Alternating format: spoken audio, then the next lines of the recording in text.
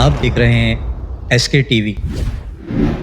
دوستو، ایک ایسا پراسرار شخص جسے دور نبوی صلی اللہ علیہ وسلم کے زمانے کا دجال کہا گیا تھا، اور وہ اپنے شیطانی علم میں اتنا آگے نکل گیا تھا کہ اس نے بچپن میں ہی نبی کریم صلی اللہ تعالیٰ علیہ وسلم کے دل میں چھپی ہوئی بات بھی جاننے کی کوشش کی، مگر وہ ناکام رہا۔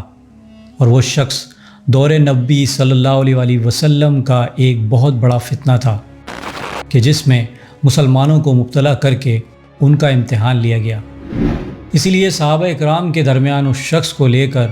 بہت اختلاف پایا جاتا تھا۔ آخر کون تھا وہ شخص جس کی شخصیت اتنی پراسرار تھی؟ آج کی اس ویڈیو میں ان تمام تر سوالوں کے جواب جاننے کی کوشش کریں گے، اس لیے پلیز لائک اینڈ سبسکرائب۔ دوستو، دور نبوی صلی اللہ علیہ وسلم میں مسلمان مکہ سے ہجرت کر کے مدینہ منورہ آ گئے تو مدینہ میں ایک بہت بڑی تعداد یہودیوں کی بھی آباد تھی، اور یہودیوں کے بھی بہت سے فرقے ہیں، اور ان میں سے ایک فرقہ ہے جس کو جوئش کبالسٹ کہا جاتا ہے، اور یہ فرقہ قبالہ جادو کیا کرتا تھا،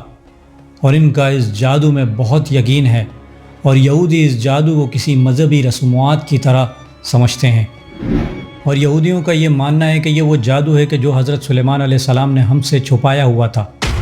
اور جب حضرت سلیمان علیہ السلام کے تخت کے نیچے سے اس دور کے جادوگروں کی کتابیں نکلیں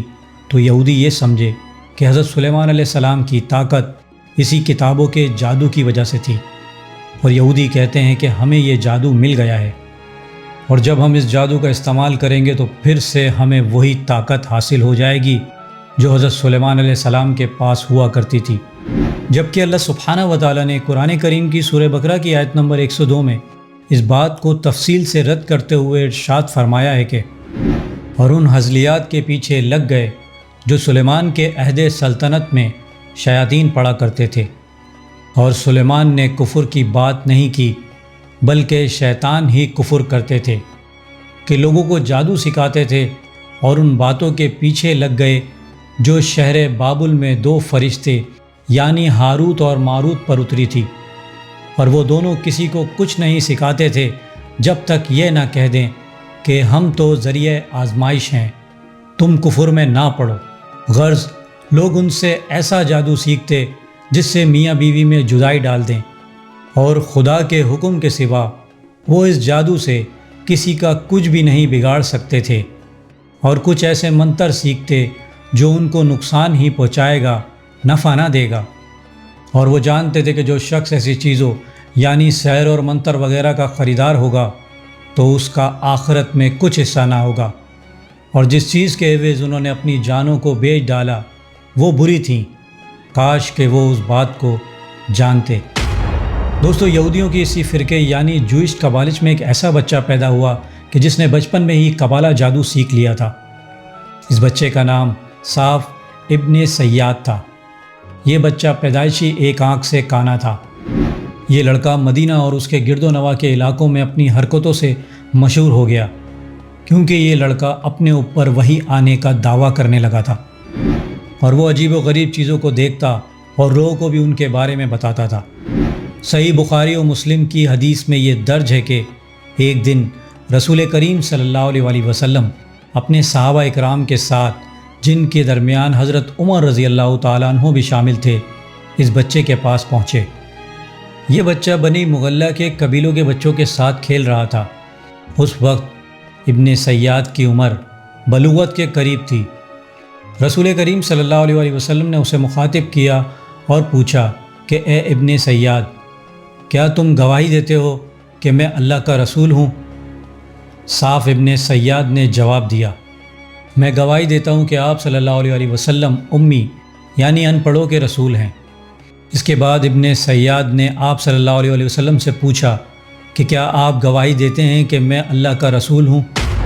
اس بچے کی اس بات پر آپ صلی اللہ علیہ وسلم نے درگزر کیا اور ارشاد فرمایا کہ میں اللہ اور اس کے رسولوں پر ایمان لایا۔ پھر ابن سیاد بولا کہ میرے پاس سچی اور جھوٹی خبریں آتی ہیں۔ اس پر آپ صلی اللہ علیہ وسلم نے ارشاد فرمایا، پھر تو تیرا معاملہ خلط ملط ہو گیا۔ آپ صلی اللہ علیہ وسلم نے ابن سیاد سے پوچھا، تو کیا دیکھتا ہے؟ ابن سیاد نے کہا کہ میں پانی پر عرش دیکھتا ہوں۔ آپ صلی اللہ علیہ وسلم نے ارشاد فرمایا کہ جو تو دیکھتا ہے وہ عرش ابلیس کا ہے جو سمندر پر لگاتا ہے۔ پھر رسول کریم صلی اللہ علیہ وسلم نے صاف ابن سیاد کا امتحان لینے کی غرض سے اپنے دل میں سورہ دخان کی ایک آیت سوچی اور اس بچے سے دریافت فرمایا، اب تم بتاؤ میرے دل میں کیا ہے؟ اس نے کہا، دکھ دکھ دکھ۔ آپ صلی اللہ علیہ وسلم نے ارشاد فرمایا، بس تیری لمٹ اتنی ہی ہے، تو دفع ہو جا، تو اپنی حیثیت سے آگے نہ بڑھ سکے گا۔